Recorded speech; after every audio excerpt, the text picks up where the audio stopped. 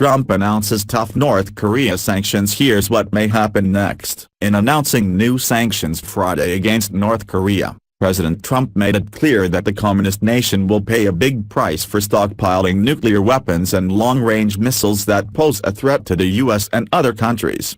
The president spoke to the Conservative Political Action Conference about the tough new sanctions designed to make the rogue regime in Pyongyang feel even greater economic pain for its decision to become a nuclear power. Make no mistake, these sanctions will have some bite. They apply to 27 shipping companies and 28 ships registered in North Korea, China and 5 other nations. The Trump administration says the companies and ships are helping North Korea evade international restrictions on fuel imports and a ban on coal exports.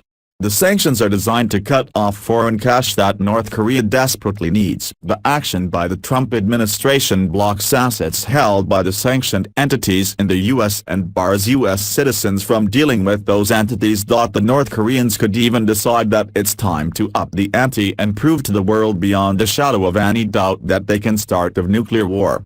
Coming on the heels of multiple United Nations Security Council resolutions, as well as unilateral sanctions imposed earlier by the U.S., South Korea and Japan, the new U.S. sanctions will intensify the diplomatic and economic isolation of North Korea under a maximum pressure strategy that can only mean trouble for dictator Kim Jong-un and his regime.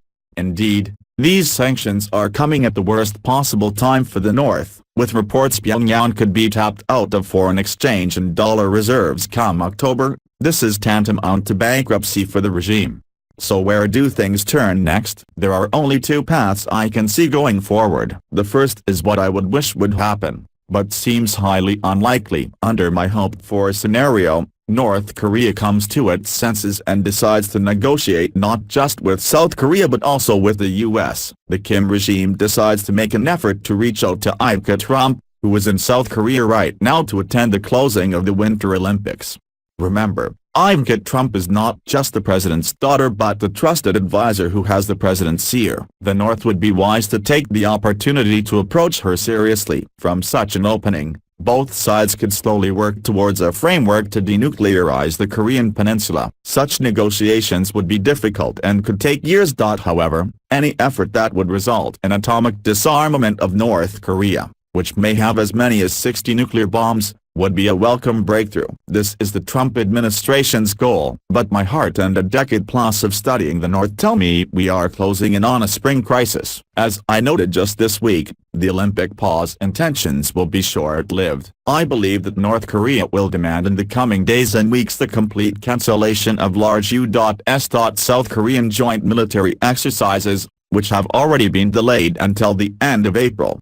My own sources in the Pentagon have suggested that as of this moment those military exercises, especially the large full-legal exercise that involves 300,000 plus South Korean soldiers, are still a go. This will enrage the North Koreans and they will respond in some fashion. And, in fact, in its propaganda outlets, North Korea has already declared that the U.S. South Korean military exercises need to be cancelled. Once the North realizes that this will not happen, it will have many options to push back. I would expect Kim to test at least one more nuclear weapon as well as send long-range missiles into the sky. The North could even decide to fire an intercontinental ballistic missile deep into the South Pacific and show off new warhead technology that can pierce the atmosphere and destroy a city. This would make clear to the world that North Korea can destroy an American city and kill millions of our own people. Source: Fox News.